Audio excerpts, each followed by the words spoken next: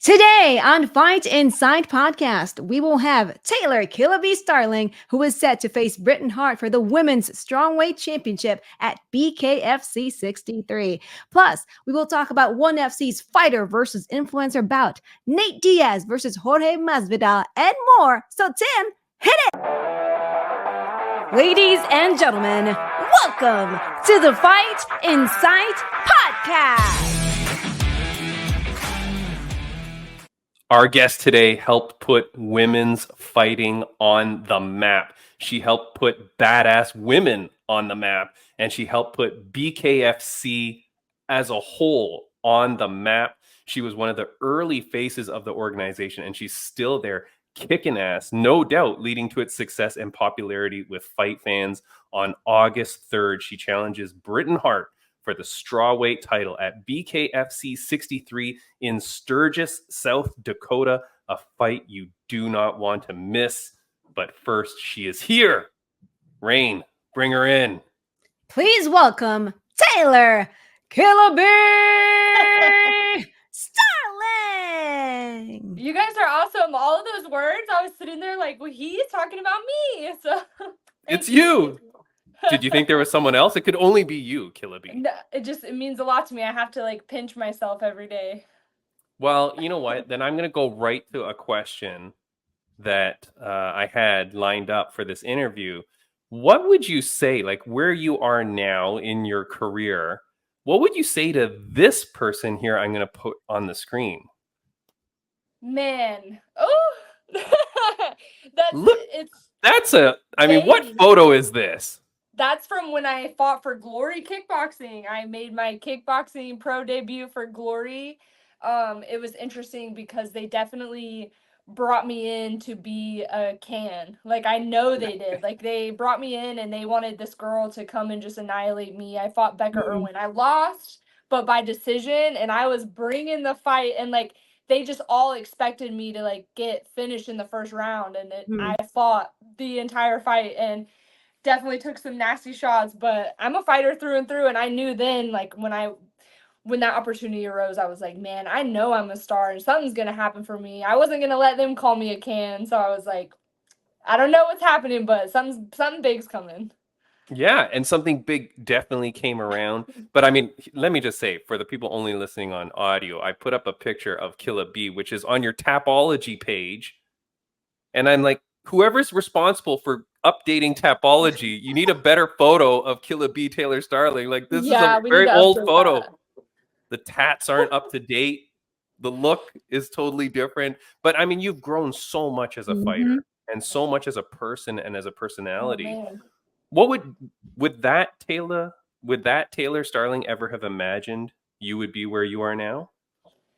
At that time period, I would believe it because I believe so much in myself. I kept, at that point in my life, I was telling everybody around me, this is going to pay off. I'm going to make it. I'm going to be big. Now, if it was 13-year-old Taylor, I would be so freaked out. Oh my God, I can't believe you did all of the things that you wanted to. I remember being 13 and telling my dad, I called him. I think I had my first amateur fight. And I was like, Dad, I'm going to be a professional fighter. And he was just like, okay, yeah, sure. And I stuck with it. So it's really cool. But Taylor in the glory days knew, that was a time when everybody around me didn't believe, but I believed in myself. So yeah, it's really cool. Like I said, I got to pinch myself every day. It's good. It's good. I mean, that's important. But now, one of the people that we had write in at Brooks and Crooks 54, she said, hey, I know that probably people know this, but I don't know it. And I was like, I don't know this answer either. She said, how did you get into fighting? So I was really just naturally an aggressive child growing up. I grew up poor.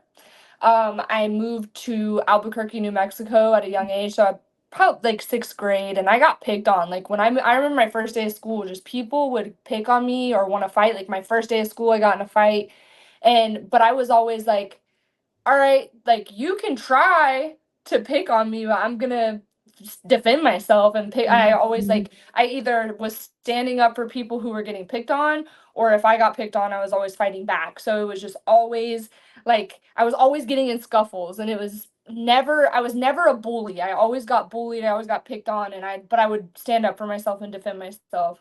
And that transitioned into getting into wrestling in school, and then I had some friends that owned a gym, that worked at a gym, new gym owners, and that got me into jiu-jitsu. And I just was like, man, I really just want to punch people. Like, the ground game's fun, but I want to punch people. And I wasn't good at it. Like, when I went to go and actually technically throw a punch, like, Mm. I remember I cried like the whole entire first month I ever went, and got my ass handed to me a lot. And but I wanted to get better, and I wanted and it helped me not be such an angry teenager with rage just pent up. And that's how That, it lit a fire in me. I wasn't good at any sports. Like, I played softball and dance and cheer and did all the girly stuff and tomboy stuff, and I was always in the worst position, and I hated that. Like, I hated not being in the spotlight. I hated being at the back of the dance line. I hated being in the outfield playing softball. Like, I was like, no, I'm meant to be in the front and center. I know it. that's crazy. But that's really Awesome. amazing though, because like to be able to see that for yourself at a young age, what do you attribute your confidence to? Was it from your parents? Was it from people around you? Because to build that confidence, it has to come from somewhere. Yeah.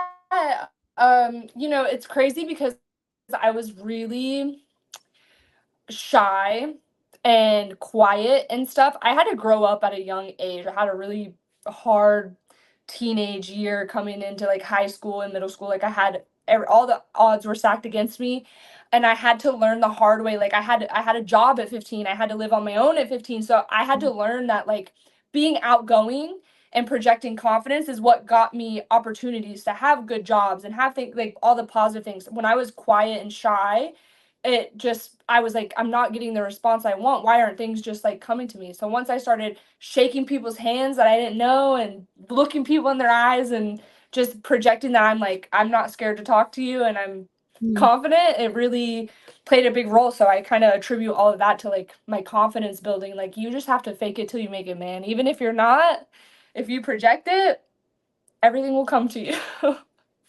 That's crazy. That is so true though, right, Rain? Because we talk Yeah. about it a lot on the podcast too. One of the first uh inspirational things that was ever told to me on this podcast from Ashley Evans Smith was, she said, closed mouths don't get fed. And she That's said, right. once you learn that and you know that, hey, you better ask, because nothing's coming Hmm. to you for nothing. You got to ask and put Hmm. yourself out there. Once you do that, right? If I you're I ready had to for learn it. that. I think there was just a point where I had a job interviews and I really needed a job. I was poor. I needed money.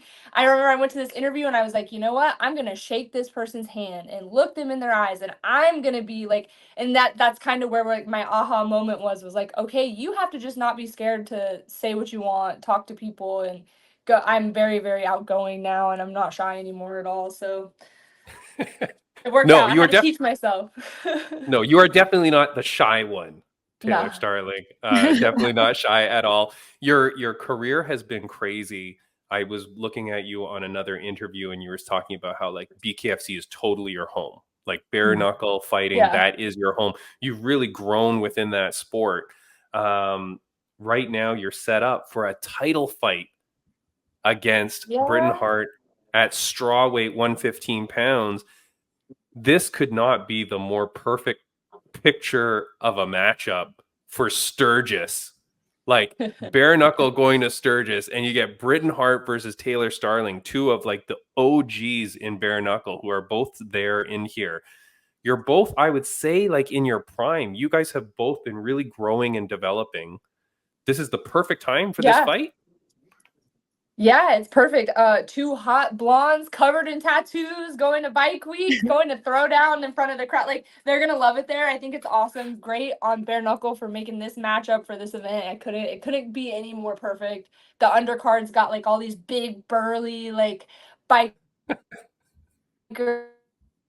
looking guys, and then you got me and Britain, and I think they're gonna love it. Yeah, I think me and Britain are probably the only two like OGs who haven't like crossed paths yet. So Mm. this is going to be a big deal, and I feel definitely way more comfortable at straw weight. The only reason I was really in flyweight was because they didn't have the strawweight division yet, and I've put on a lot of muscle, so I was like, there's just no way I can make 115. And now that I have made 115, I've been there. I'm bigger, I'm stronger. I feel like the big dog at 115. So I'm very excited. I can't wait to fight Britain, man. I think she's underestimating me a lot, and unfortunately, because of stuff that happened with Christine, everyone just kind of has this expectancy of like me to quit, but they forget I fought Jod and got dropped and got back up. I just beat the number one contender, and it was like, no offense to Jenny, but that was like my least effort fight. Like I was in there just moving around because I was like, all right, I just need to win. This is simple. Mm. Like, why would I get in a brawl with Ginny when I just need to win and I'm winning like this? So I think a lot of people are underestimating me, and yeah, let them, because it's going to be a good night for me in Sturgis. It's going to be crazy. I'm telling you, like the only thing, I mean, I don't think BKFC has ever done an event in Sturgis, right? No, never in South Dakota. No. So it's our, Ooh. I think this is kind of like our proving ground. Like this is our event to go and show South Dakota why they should have bare knuckle legalized Yeah. in the state and make it a common thing there. Well, it's crazy because like I mean I remember as a kid watching like WCW wrestling, and they used to have like an event called Hog Wild. Like Raine used to announce for wrestling events, so it's okay Yeah. that I dork out like this a little bit. But there used to be a WCW wrestling event where Hulk Hogan would always go, and it was in like in Sturgis, I think. I'm almost positive. And it was crazy because they wouldn't even have seats. All the people would just bring their Harleys up around the cage, like around the Yeah. ring. It was insane. And like while the fights were going, they were just revving their engines. Like this event is going to be insane. I was so mad that you weren't on Knucklemania 4. I was And supposed to then be, but it didn't work out. but I was mad that you weren't, because like, you know, that's where Taylor Starling should be. But then when I saw that you guys were headlining Sturgis, I'm like, Mhm. Big deal. frick Yeah, I yeah, do. this is it. I will say, if Feldman sees any of this, I want him to know I have to be on the next Knucklemania. Like, there have been all the Knucklemanias without me since the first one, and I just am like, come on, you're missing the like. I was Knucklemania, so it's like I need to be on one. I really want to be on a Knucklemania. Yeah, yeah. Well, look, all things are headed there. David Feldman was on this podcast. He's a great guy. We were talking to him, and you know, I'm sure he watches this podcast. Why would he not? Taylor Starling, you know what I That's mean? right. So yeah, so definitely, like, let's get you on Knucklemania. What would that be? 5? 5, Knucklemania yeah. 5. Knucklemania 5. February, come on. I'll be ready to defend my title by February. Nice, nice, Ooh. very good. Now, you know, I do want to say, because you talk about you're very open with yourself on interviews and things like that. You Mhm. talk about struggles, you talk about difficulties, you talk about everything. Am I crazy to say that in the last little while that your online persona has changed a little bit? To me, I don't know, when I'm looking at you, it looks like you're more locked in. It looks like you're more laser focused. Like you just look different to me. Really? Yeah, I get that a lot now. Okay. I'm happy and I'm thriving, and like Mm. it's crazy because there's so many times where I was trying to tell myself I was and I wasn't. And it's nothing has been truer. I had someone tell me one time, like, there's just no way you can do the things that you're doing if you're not happy, or if you're not mentally like feeling okay upstairs. Like if your brain isn't working, nothing else is going as good as you think it is, even if you try to lie and tell yourself that. So, I'm just in a really good place. The longest time, like when I was fighting Christine, leading up to that fight, every single day I walked into the gym, I did not want to go in there. Like I was just like, Hmm. damn, like I just don't feel like doing this. I would do it. I would go through the motions and get it done, but it would be tooth and nail getting in there, and I just like had lost my love for training and fighting, and it just took a little bit of time and a little bit of adjusting things in my life and coming to terms with things and realizing I wasn't okay, and to get that spark back. And now like I love going to the gym. I love training.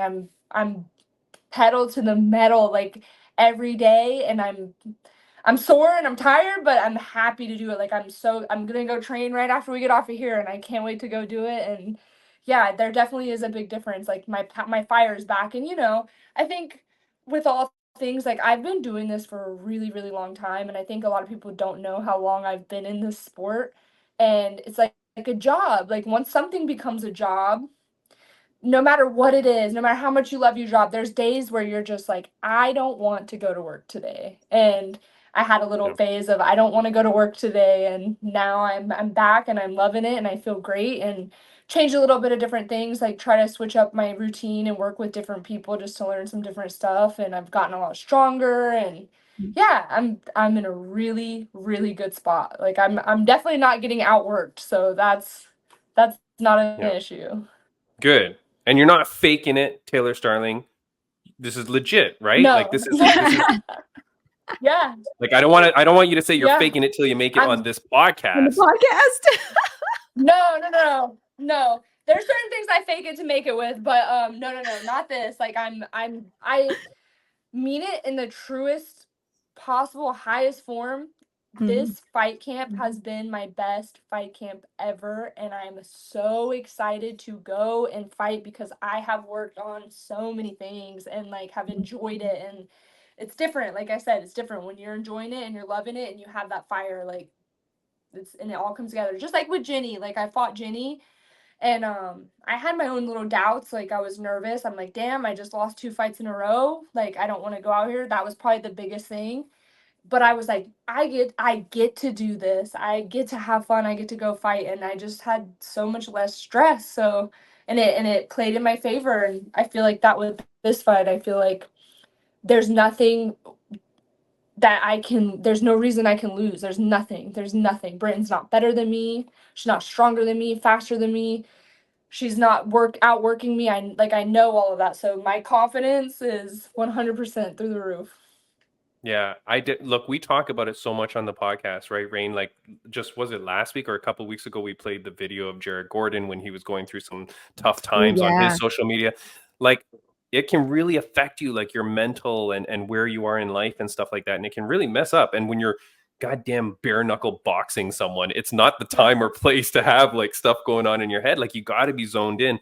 I'm telling you, Taylor, though, like really, in all honesty, like I always pay attention to that a lot on like people's social media and stuff. And Yeah. I feel like I'm pretty good at seeing things. But with you, I've seen a real difference in your social media. Like I really see that like you're a different person, and I'm really happy for that, because it's not just like you're fighting that I'm hoping that is successful and everything, but it's just like as a Yeah. person, like you The seem like a person. good person. People that know you have told me that you're a great person. So I wanted, it's nice to see when someone's bettering themselves and getting better. Yeah, what you see is what you get. So I'm the way that we're talking right now, and the way that I am on social media, and the way I'm the same person in person. I'm no joke. This is how I am 24/7. I have my rough days. Like, I mean, I've had a Mm. couple rough days, but like, I'm happy. Like I'm so happy. I feel good, and it's nice to hear that from you, that you see a difference, because I feel a Yeah, difference, and it's kind of one of those things where I'm like, I feel different. Is everything different? Does anybody else notice? And I've gotten a lot of compliments and things like that. Like good.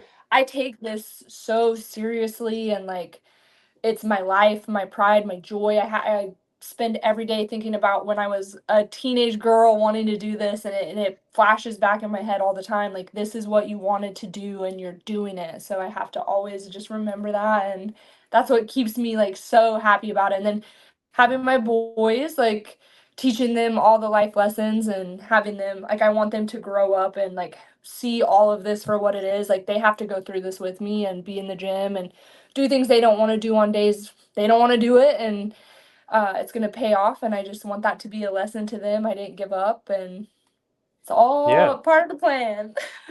No, it Great is role definitely. model. Yeah. Thank you. I mean, I have to ask though, like, how do the other parents consider you when you walk into the parent teacher meetings, and there's this tatted up blonde bare knuckle fighter? Well, how do the other parents respond to you? Because I know you have two young boys. They Do they know what don't you do, or really. do they just think you're a crazy person? The teachers know what I do, and Okay. my because my oldest one, like I think my oldest one. So this is what I tell people: my kids think I'm the coolest because I'm mommy. Mm. They don't think I'm the coolest because I fight and I'm Killa Bee. Like they know it. They always tell me that. They're always like, "You're gonna win. You're the best. You're the champion." But they're not like, "Oh, my mom is like a really cool famous fighter. Like they don't say that, but I think a child had like came to class and was like, Carson, your mom's on YouTube, or like showed him a picture or something and was like, this is your mom. And my son's like, yeah. And he came in the truck. He's like, Mom, the kids at school were talking about that you're famous and you're a fighter and stuff. And I could tell he was the cool kid for the day. So it was like he was really enjoying that. And the teachers think it's cool. The moms, on the other hand, my son's best friend's mom is really the sweetest lady, and she doesn't understand it, but she's just like, oh, okay, that's nice. But if I'm at the school alone by myself, nobody comes near me, nobody talks to me. Like it's real, just like I'm in the South too, so like it's Southern Christian, Southern Baptist, like everyone's kind of like, oh, like there's the mom with Because they all see the your tattoos. tattoos. Yeah, and a face tattoo. Like people are like they just, and no one's ever like rude about it, but I can just tell sometimes they're like, I don't know who that lady is, but she's kind of Yeah. crazy looking. But this is the thing, though. This is why when you get to know the person, that's what I love about this Yeah. podcast. When we get to meet all these fighters and see how they are, right? You're like just such a lovely person. And so, I mean, you know, to all those scared moms at the bake sale, just go over and talk to Taylor Killa Bee Starling. You know what I mean? Yeah, I'm the We'll buy all the nicest. Don't worry. I'm the nicest person. That's the one thing too, is like a lot of people will talk to me and they'll be like, you're the nicest, you're so sweet, you're so kind. I'm like, yeah, like Yeah. I'm not as mean as I look half the time. She- I have a pretty bad resting bitch face though, but other than that, I do. Yeah, Like if she I'm will. just Taylor will probably not punch you in the face. no, Like no, I don't punch people unless it's unlikely. for money. Not for free. Well, there you go. Taylor Killa Bee Starling, Conor McGregor is one of your new bosses, I guess, right? Kind of, technically. Yeah. Like he's kind of like your new boss. I gotta ask your thoughts on that. How do you think that improves the business, and how do you think that improves Killa Bee? Conor McGregor moves the needle, man. So that's the biggest thing. You know, I think everyone's expectations are, oh, McGregor is putting money. Like, no, I think just alone him posting bare knuckle and sharing bare knuckle and being at the events and being behind bare knuckle moves the needle, and that's a really, really big deal. Conor McGregor actually followed me back probably like a month or two ago, and it was like midnight when I seen it, and I couldn't go to sleep because I was so pumped. I think it's really cool. I'm honored, and I really want, like, I know he has followed Britain for a while, so I'm like, he's a fan of me now. He's a fan of Britain, like Sturgis. I really hope somehow, some way he's there, because I want to put on a show and just really make him proud and give him another reason as to why investing in bare knuckle is such a great idea. And yeah, him moving the needle is like the biggest thing of all, and means a lot to me. I'm excited. It's a really big deal. Yeah, it's crazy. I mean, the sport is only going to grow by leaps and bounds by having him on. Like we had David Feldman on, and he explained to me why it was so important. And I think one of the great things he said on our podcast, I saw him say it on other shows now, Raine, and they're quoting him as saying it. I'm like, yo, he said it on Fight Insight first. But what he said was when Conor McGregor calls people that they pick up. And I love that line because he's like, if I were to call someone, they go, oh, okay, tell David Feldman I'll call him back. But if Conor McGregor calls you, you pick up the phone. And I think that was such a cool way to put it and to put it into perspective.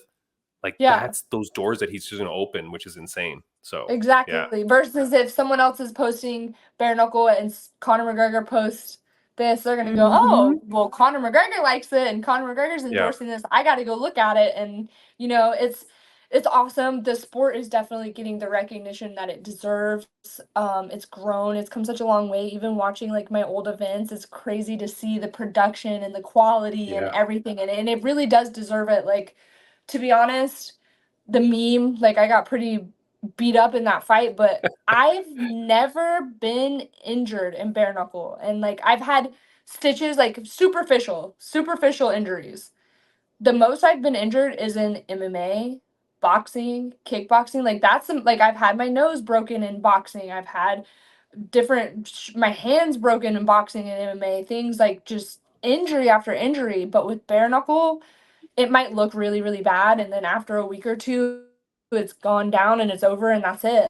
Like, you have, like, a cut might be the worst thing, but other than that, it's really not that bad, and it's awesome. It's getting the recognition it deserves, I think, too, with MMA fighters coming and boxers coming and Muay Thai fighters. Like, they all try to come in and say, like, I'm going to win because I'm good at Muay Thai, or I'm going to win because I'm good at Right. boxing.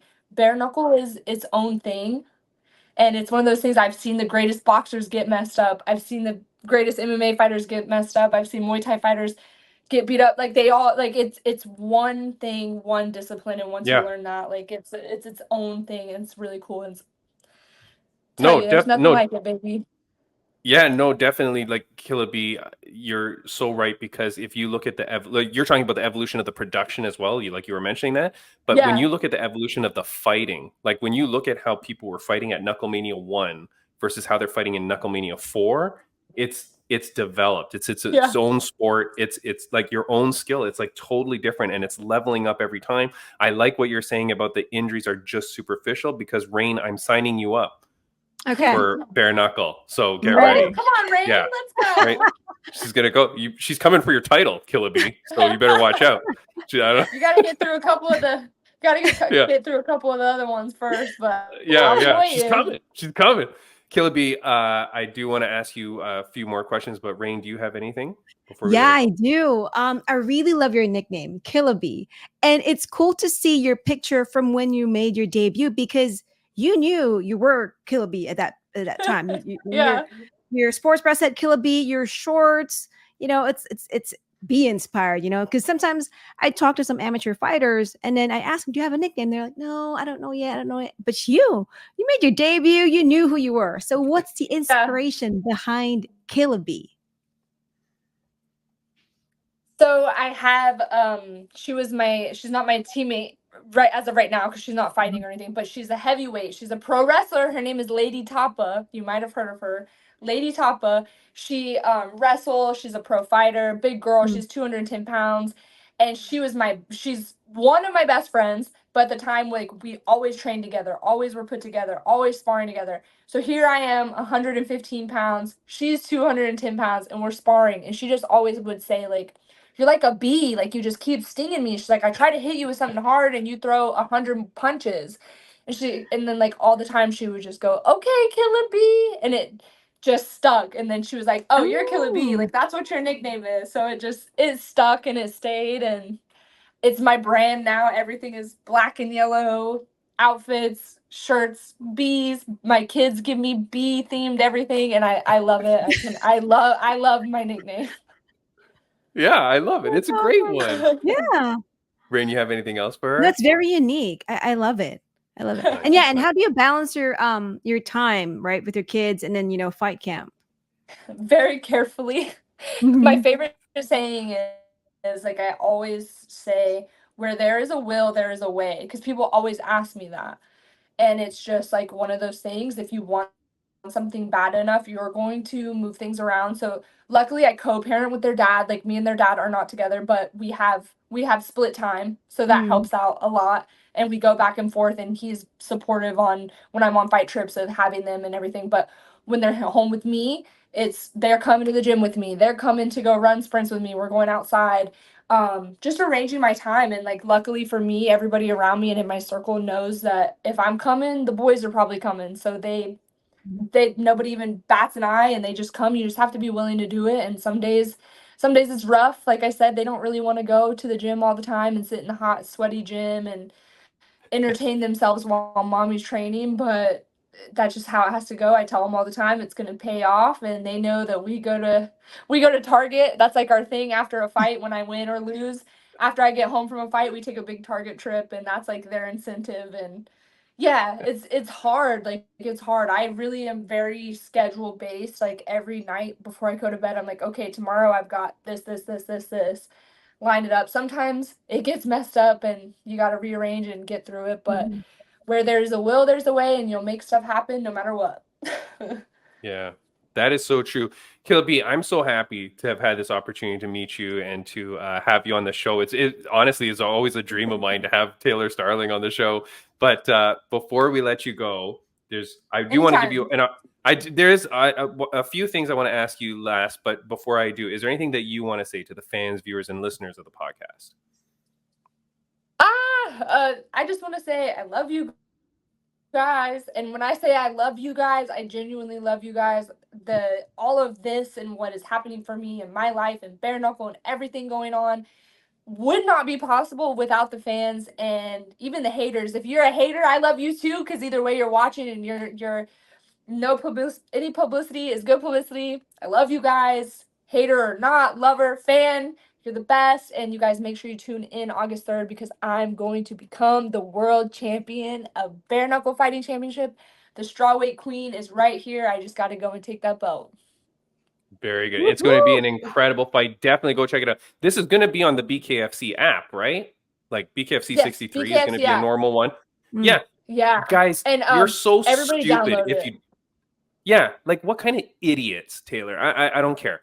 People are so stupid if you don't spend the $5 a month for BKFC app. It is so worth it beyond belief. Like the amount of fights you get. Spend $80 for one fight from the UFC and plus the ESPN Plus subscription. Yeah. $5 bare knuckle. $5. Like 5 to 7 or something like that. Whatever. You literally can watch as many fights as they have. I know they're gonna do a big lead up video thing of me and Britain. Yeah. They're gonna come and get us training and interviews and us talking. So there's all kinds of like fight library stuff.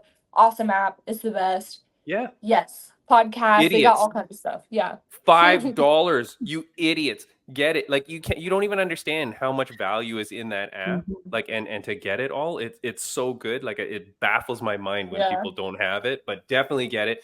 Killa Bee, I got two things left for you before we let you go. At Preston Fawn wrote in, and I thought this was too funny to not ask this, but he wants you to call out his mom Janet for a fight as a joke. Can you cut a promo? His mom. Right now, all right. Yeah, he wants you to cut a promo against his mom, and I apologize that like the video's a little bit blurry here, but just do your best, like call out Janet. Just Janet. All right. I'm gonna try not to laugh. Yeah.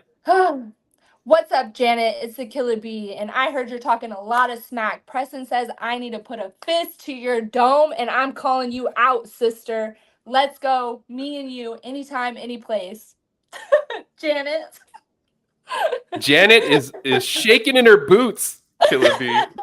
Her ears are ringing. Wherever she's at, her ears are ringing. Yeah, they're burning. Okay, last question I'm going to ask you, Killa Bee, and thank you so much for spending the time with us. I really, really appreciate it. Last question, though, it's something that I ask all the guests of the podcast. It's something that my mom used to ask me almost every day of my life growing up, and I wanted to ask it to you. I feel like our interview today really shed light on this topic, but on a scale of 1 to 10, how happy are you? I am over the moon. Like, and I don't even mean this to be in like a bragging way, but like, I have the best boyfriend, the best gym, the best teammates, the best kids. My body looks banging right now. Everything that could possibly be going good for me is going good for me. And like, I am so blessed. Again, I pinch myself every day, and like, I have to process every day now because I'm like, this is my life and I'm so lucky. So yes, I'm so happy. Thank you for having me on here. Taylor Starling, thank you so much for joining the podcast. Again, it was an absolute pleasure. Everybody, for sure, on August 3rd, you're buying that app, BKFC 63 Sturgis. You're going to check out the strawweight championship between Britain Hart and Taylor Starling.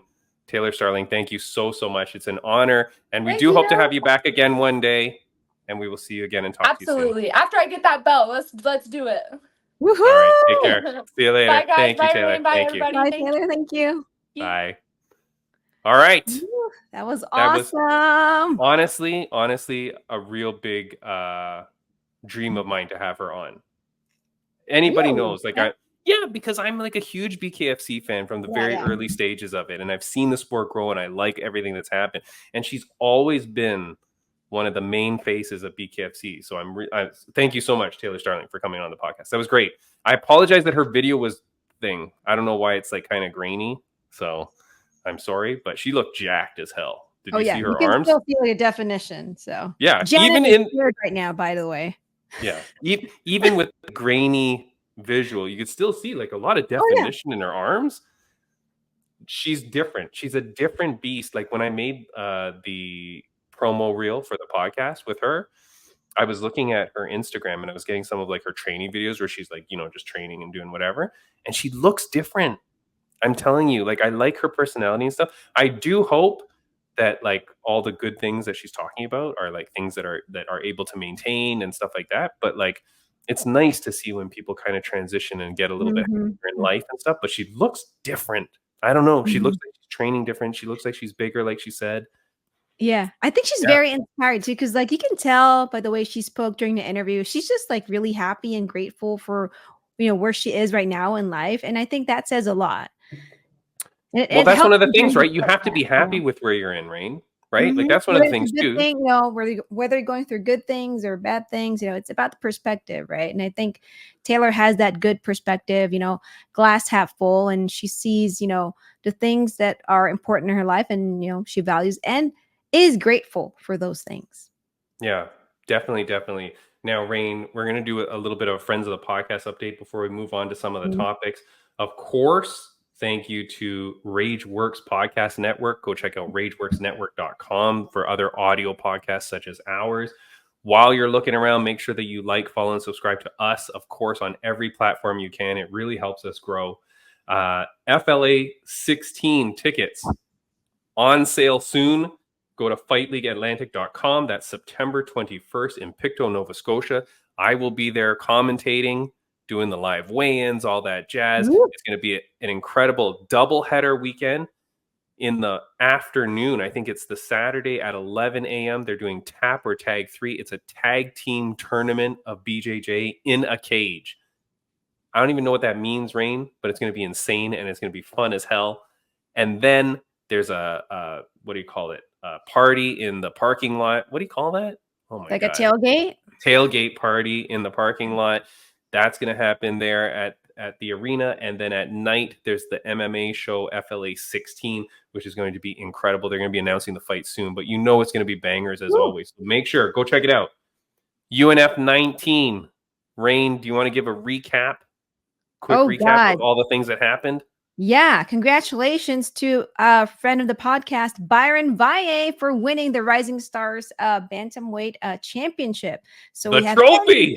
Yeah, the trophy. The trophy now has a championship belt. Woo! Congratulations to Byron. I saw Jesse Strader at UNF 19. Him and his beautiful wife were there. Jesse actually was a guest commentator for some of the bouts at UNF 19. So it was still nice to see him out there, the sui generis, Yeah. And also Anthony Romero's bout. He is still the champion. However, his fight ended in a no contest. So I think all of us were kind of disappointed Awkward. that we didn't really see, the lion versus the bully battle it out towards the end. However, as we know in the sport of MMA, things like this happen. And Yeah. but Anthony is still UNF bantamweight champion. And I just want to give a shout out to Pargev Gachatrian. He is one of our Rising Stars athletes. He defended his Rising Stars flyweight championship.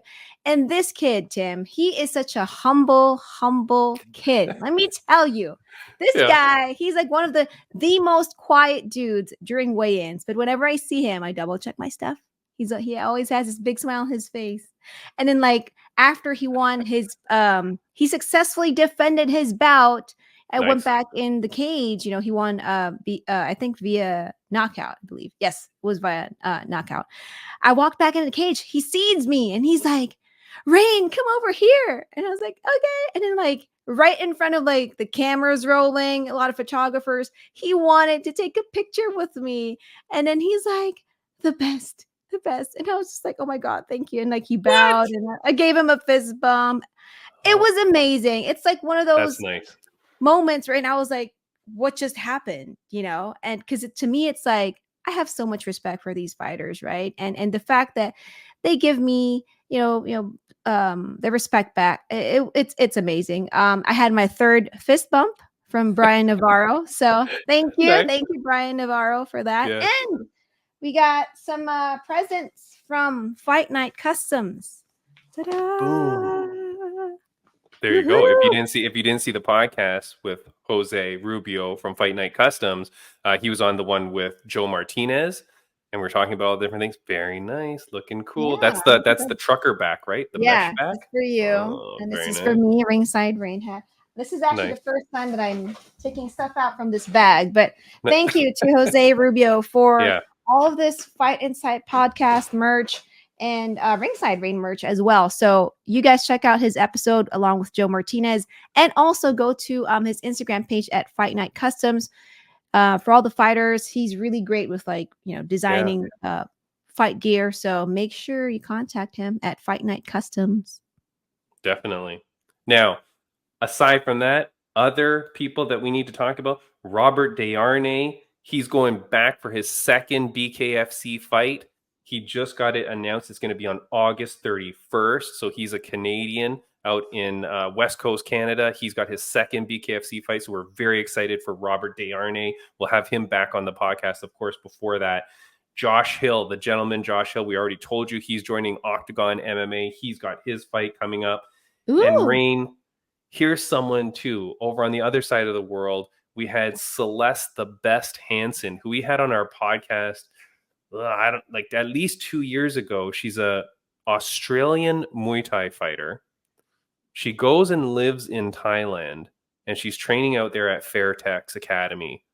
She wins the Road to One, wins a contract, like it was like $100,000 4-fight contract or something. Oh. For ONE FC. She's been fighting. Unfortunately, a few of the fights haven't gone her way by decision, and she lost. She was fighting last Friday.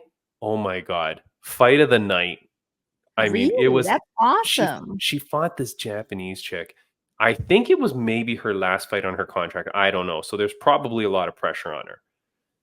And this Japanese chick just starts throwing. Like, it was nonstop. There was no pacing, no energy conservation.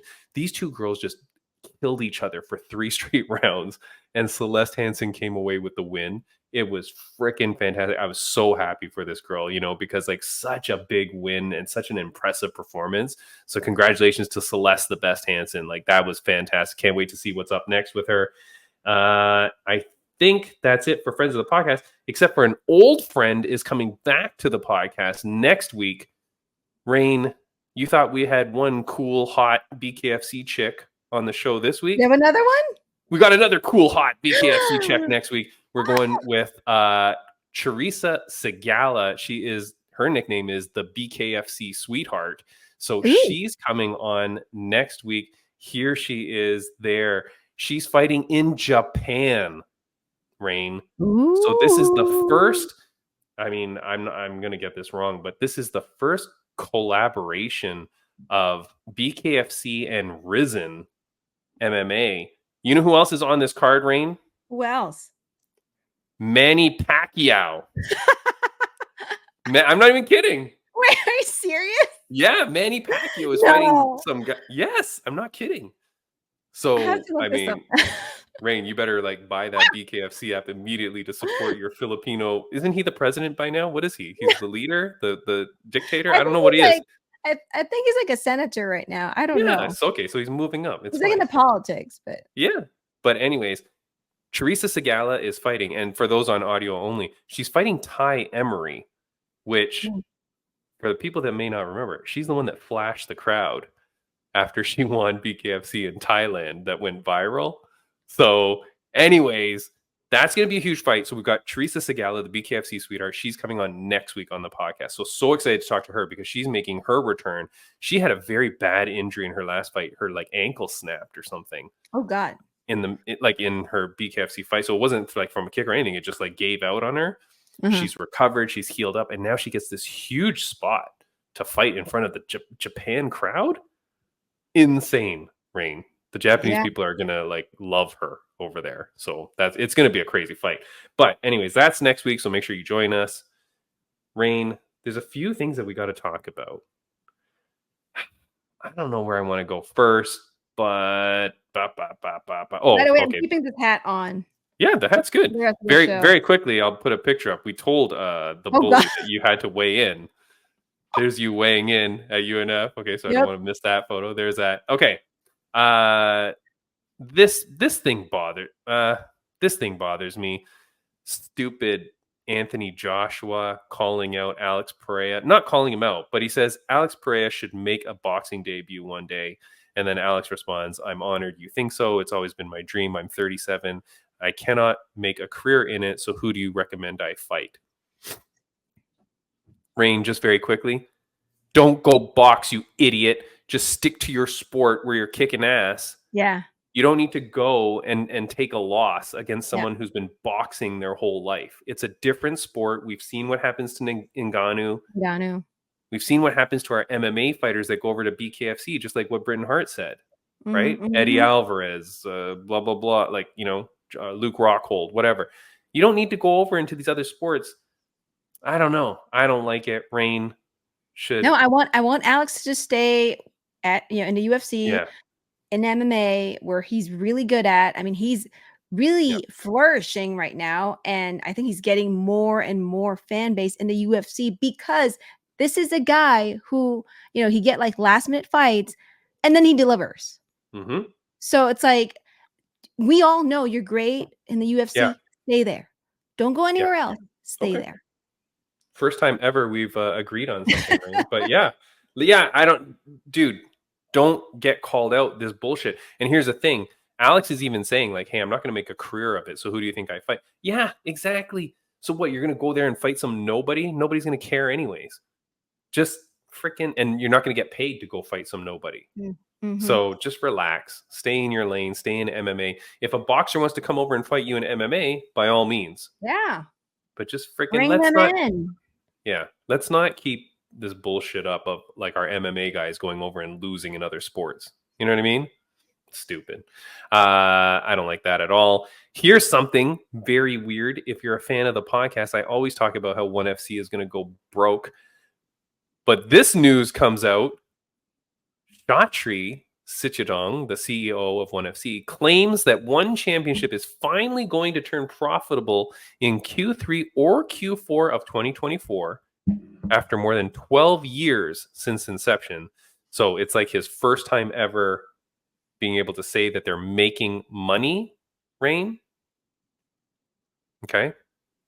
Any comments, thoughts? Well, for me, I mean, I feel like ONE FC is like growing because I think they're gonna have shows in the US coming up. They've already had shows in the US, Raine. Yeah, but I feel like right now with like them like being on Amazon Prime, they have like more like fan base now. So I think no. First of all, nobody watches it. I don't think so. I think they put it on Amazon. Nobody gives a crap. I don't know anybody that watches it. I do. Whenever I have a chance. Well, because it's on a Friday. No, I watch it whenever I can. But like the thing is, to me, it's like timing wise, it doesn't work out because it's like usually it's on like Fridays, I believe, Friday at 5 p.m. my time. Friday night. Yeah. But I feel like, with that exposure on Amazon Prime, that helps out ONE FC. I don't think so. Now that they're gonna have more shows in the US, it's like, okay, there's that Amazon Prime exposure, and then now the fans who have been watching it on Amazon Prime, that they're like, oh god, they're gonna come to the US. Great, now we can go check it out live. So here's the thing. What I think is so funny is that, so we've talked about in the podcast before. I'm not going to go find all this stuff again, but they were losing money. They were losing record losses year over year, continually every year, losing more and more. Early this year, it was reported that the investors were going to back out. And I'm just quickly Googling it here. It says ONE Championship's financial runway expected to expire in 2024. More staff had been laid off, and apparently the investors were going to be pulling out by the end of 2024. Raine, put on your conspiracy hat. How coincidental is it that suddenly now Chatri goes, oh, we're making a profit? Yeah, I don't think so. I call BS on this story. I think this is, you say this so that you're records will look good, or so that whatever's going to look good, so that hopefully your investors don't back out now. I really don't think ONE FC has done anything crazy in this last year to put them suddenly over the edge where you've had 12 years of failure before. And even if it was something, what is it, that Amazon gave you some money for the rights or something? That's not a viable, like, your product isn't getting any more famous. You know what I mean? I see your point. I see your point. I think he's cooking the books. That's all I'm saying. I think he's cooking the books. I think you say that suddenly you're making money because you're like, hey, I need these investors to think that this is a good product, that they need to keep giving me my millions. He was like hundreds of millions of dollars in the hole, like year after year. I don't know. I think it's very funny. I'm so excited to see what happens with ONE FC because I just don't know. I don't know where this is going. For me, I hope, they stay alive. I hope somehow they can make it work. Because for me, it's another opportunity for fighters to go to, Yeah. I know, but you can't lie your way, like lying about the profits, right? I don't know. I just think it's weird. Here's one thing too. Like, here's okay. You want a reason why ONE FC is failing? I'm going to show you. This was on their card last week. Okay, so we call this part of the segment just bashing ONE FC. Okay, so this was ONE FC on Friday, Raine, where you had a heavyweight fighter making his kickboxing debut against another guy who then I look up is like an Instagram personality.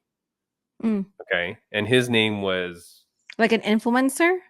I don't know, but I don't know who it is, but his name is Ketchup or something. Okay, but here's this guy, Rug versus Ketchup. This is literally a fight that ONE FC puts on their card. Okay, watch this, and I put it to the music of Benny Hill because it's such a joke.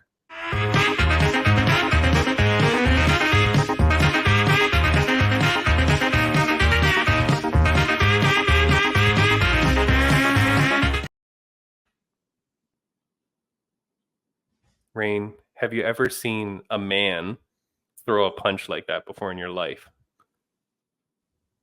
Let me see. Let me think about it. Tick, tick, tick, tick. Probably not. I'm not sure. Raine, what the frig is that? It was such an embarrassing fight. How do you put that on? You say you're the biggest MMA promotion in the world, and you put in this guy Rug, who's like a good fighter apparently. Okay, but you put him up against this like influencer thing, and it goes like that. Like, it's so weird. Like, I don't even know what the point of that would be. Well, I mean, and if you're listening only on audio, you got to come and watch that video or look it up. Rug versus Ketchup. And Ketchup is the influencer.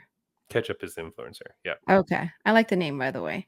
But I mean, I guess like for me, I feel like ONE FC is just trying what might work and might help them, right? You've seen other promotions who have done like stuff wherein, there's like an influencer versus an actual fighter. Maybe this is like the attempt to do that. And I get what you're saying. Like, yeah, the fight probably sucked. But to me, it's like maybe that's like an attempt to like, hey, what will get more eyeballs for ONE FC? I but don't know. Also on the other hand, I don't know who this influencer is. I don't know if this guy was like selling himself as like, oh yeah, I can fight. Yeah, put me up against whatever, blah blah blah blah blah blah. And he basically, sold himself like really well. That ONE FC was like, you know what? Okay, you say you can fight. Okay, we'll give you that spot. Prove to us what you got. His name is Boucher Ketchup. Boucher. Boucher Ketchup. I don't know. I get bored even reading up about him. It's nothing. It's nothing. But Raine, it's so crazy. Here's the thing too. They put up this fight for Rug against him. This guy is already scheduled to fight the heavyweight champion for the title, the Anatoly Malikin guy. Already scheduled to fight him in September. Like, this whole fight was a joke. You wouldn't book a guy 2 fights in a row if you thought that this fight was a legit fight. And the second fight is for the heavyweight title of the world. Like, that's an important fight. You can't have this guy getting injured against Ketchup. So I think everybody knew this is a friggin' joke and friggin' stupid. but it's not, that's not martial arts, man. That's not the respect and the honor and the code of the discipline or for the fans even. Like, it's just silliness. I see your point, but it's not the first time that we had a matchup between an influencer and another fighter. But what are you talking about? But what I'm saying is, like, I think No, this is what other influencer fight are you talking about? not at ONE FC, but No, like I know. Yeah. yeah, but remember that girl that Paige Van Zandt fought? The porn star girl? But the porn star Yeah, girl beat her. I And understand. and the porn star girl had been knocking other chicks out. That's Yes. So there's a little bit of a difference there because she actually had been fighting leading into this. Mm-hmm. This guy is just like a one-off thing. We've seen, I'll say one, there was a influencer guy who went in and fought bare knuckle, Mm-hmm. but he didn't do too badly either. And he fought a guy that was like not that great. Why would you? It's kind of like when they brought in CM Punk to fight MMA. Like, you okay, but to be fair, you put him up against a guy who was a young kid. You put him up against Mickey Gall, who was like an unproven guy. And Yeah. then in CM Punk's second fight, he fights Michael Jackson. and he fights him, who was like kind of like not the greatest dude either. So at least you give him like a plausible matchup. Yeah, like a chance to succeed. Yeah, I see what you're saying, but like I said, Also, it's so that not, the influencer can maybe look good, so that the influencer isn't yeah, being made a joke of. This is just like, what's the friggin' point? yeah. I don't know, Raine. I don't know. But Shot sometimes Chidong. some people are good with marketing themselves, and then they can't back it up. That's all I'm going to say. I guess so. I don't know. That said, we're coming up to the end of the podcast. Is there anything that you wanted to talk about or anything that you had? I just want to thank everyone for supporting UNF19. It's amazing, to see everyone. I actually saw Brian Ortega at UNF19. He was in the corner of one of our fighters, Brendan Farnsworth, who also won at UNF19. Johnny Kryptonita Vasquez was there. So we saw the champ at UNF19. And, we had like amazing fans, amazing fights, and congratulations to all of our winners. And thank you to all of our fighters and the fans who were at UNF19. And before I forget, please do check out my Instagram at Ringside Raine. And if you need a custom banner, don't forget to there you go. Don't forget to order it from at Live to Fight Design. Use the promo code Ringside Raine.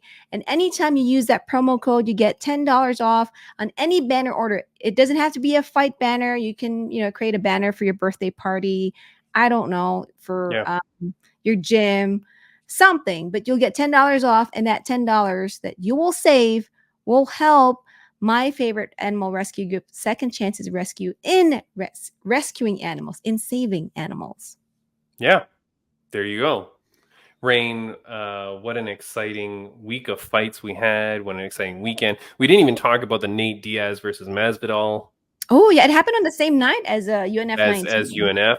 Yeah. That thing went so long, that card. Really? Oh, my goodness. Did you watch Diaz versus Masvidal? Did you watch it? No, wait, right? No, you didn't have time. No, I didn't. Yeah, I didn't get a chance to. Yeah. That fight, crazy good. Really? I mean, I would not have expected it after I watched Nate Diaz versus Jake Paul. Because, like, Nate didn't look that great.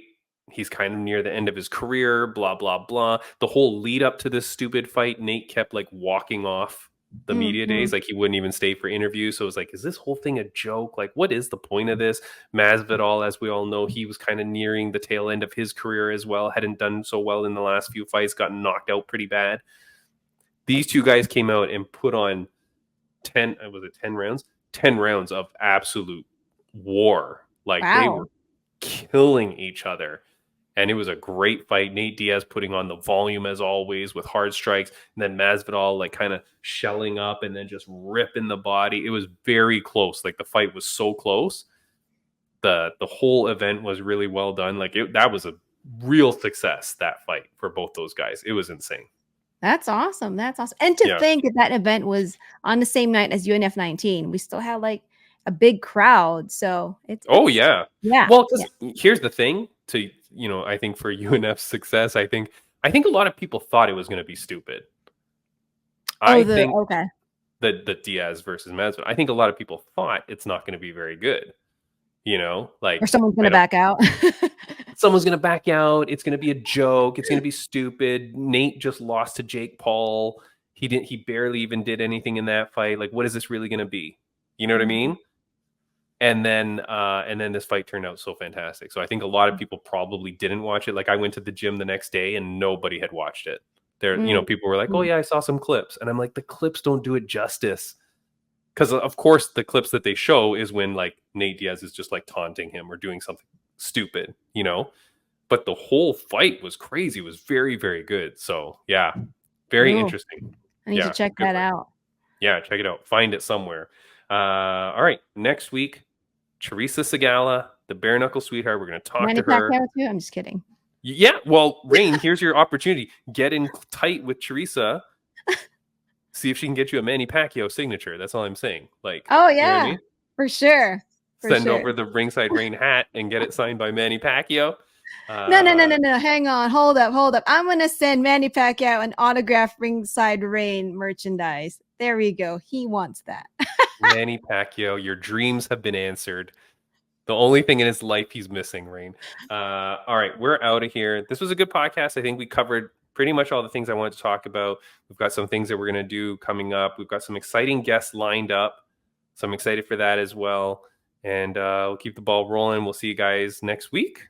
Yeah, see you next. Oh, shout out to Khalil Pearson. He watched UNF 19 via live stream, and he said he watched the whole thing. So thank you for tuning in. Shout out to Khalil. We love Khalil. Yeah. Everybody, all the fighters and stuff like that we've been friends with. When you saw Gianni, did he say to say hello to me, by the way? Did he say? You know what? I didn't get a chance to talk to him. It was busy. I just kind of like saw him. He was there. Yeah. He probably would have. We're tight. Yeah. You know what I mean? Me and Gianni, we're like best friends. See you later, guys. Have a good one. Awesome. Bye. Thank you, Taylor.